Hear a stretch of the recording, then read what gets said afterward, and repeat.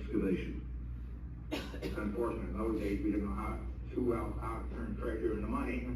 I hope we learned, I'm not sure how much we learned, but. Bronze cannon. So it weighs 3,000 pounds.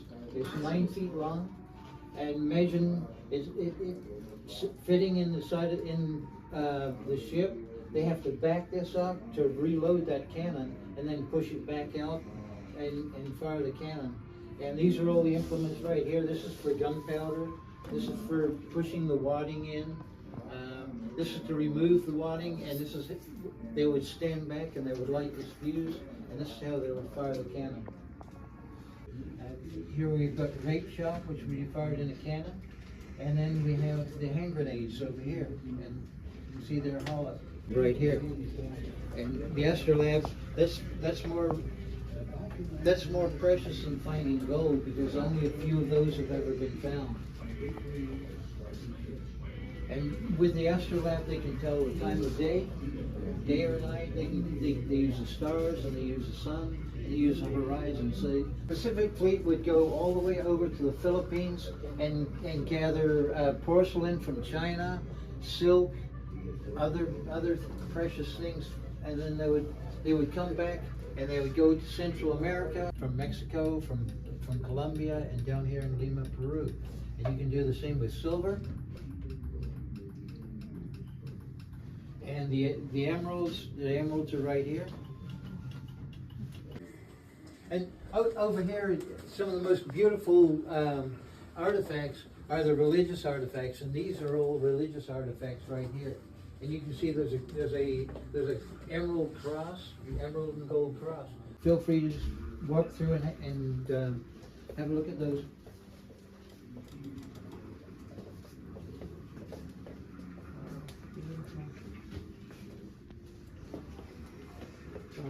Yes.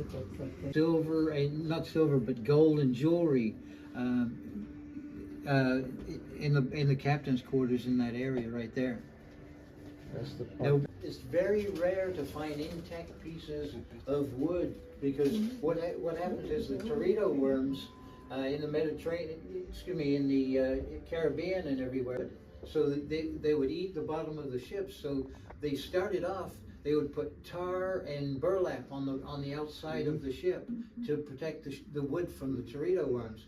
After that, in the 1600s, they would put lead sheathing, and we still find lead sheathing on the beach. They would smuggle it into Spain, and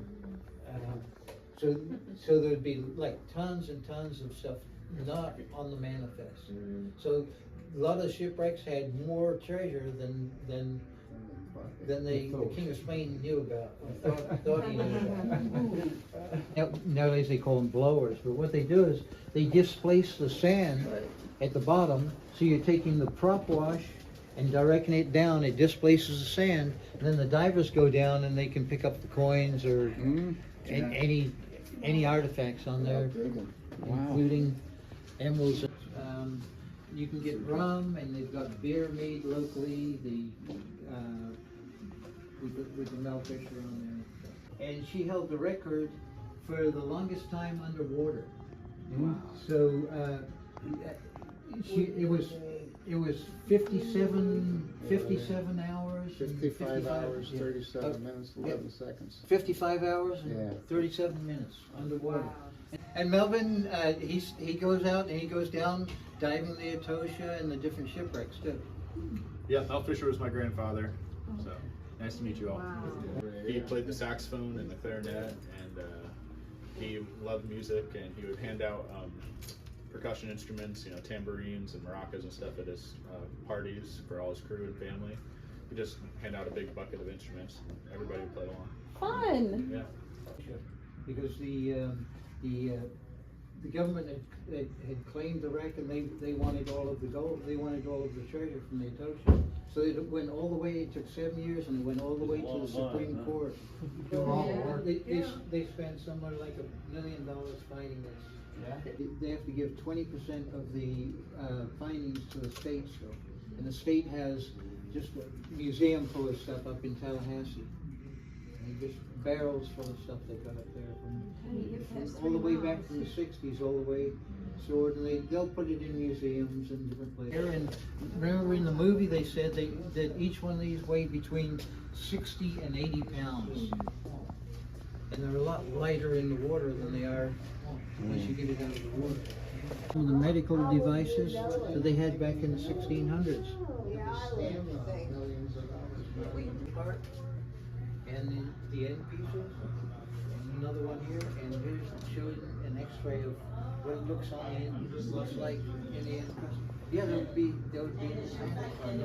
it slid onto the actual sword end piece, and then if you come in here, you can. This is what I don't know if you can hear the noise it makes. Like on a submarine. So what I found is an artifact with a metal detector here, and I'm going to just touch here, and it shows you what I found. Cannon Yeah. from one of the ships, Yeah. one of the Spanish ships. This is the Rio Mar wreck, which is just down here in Vero Beach. What was? What mammoth would have a suit like that? They're called doubloons or reals or pieces of 8. But the gold coins are called escudos. And you can see here is an example of the different size escudos. They have a lot less expensive ones there. We're allowed to take back the jewelry and to Spain without paying taxes on it. So they'd have enormous big lengths of gold chain to take back with them and not pay any taxes. Love it is, I believe it's part of like a kidney stone or something from a goat, some kind of part of a goat. Wow, interesting. That's what they. Good job. Can I go someplace with it? No so grande. Like going to the gym. Yeah. Test your muscles. To see how strong you are. I can get in that. Go, Nancy. What is it? Is this it? Yeah. Oh my gosh. That's a necktie, I did barely.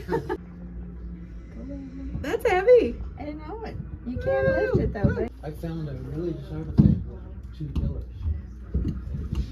You can't go any higher. Have you ever been in that in that museum? Yeah, absolutely. It's very rural because you. it's really. Just make as long as they can read it. What color's mine? Yours is the blue also, I think. What you got, Nancy and Brenda? Blue. Mood rings. Yeah, we're lovable. Lovable. Aww. I didn't need a ring to tell me that. I'm active. Treasure coins from the Tosha, part of the Spanish fleet that sank off the coast in 1715. So these are pictures of the coins of the Spanish ship Tosha, which sank in 1715. I'm going to find the treasure. Hi, we're at Mulligan's Beach House. We just went to Mel Fisher's Treasure Museum, and we're gonna have a lovely lunch here. Don't hide your face. You can't hide. We're gonna have a good lunch, right? What's everybody getting to eat? What are you getting? Shrimp. All right, Lee's getting the mango shrimp. What's Jim getting? Lobster roll. Lobster roll. Lobster roll. And Joey Joe? Shrimp? Nice. Sounds good. How about you ladies over here? What are you gonna eat? I'm trying to get a cup of clam chowder. Cup of clam chowder. That sounds tasty. Yeah. Probably the peel in each drink. Thumbs up. Oh, I'm getting lobster roll. Smile, you're on candid camera.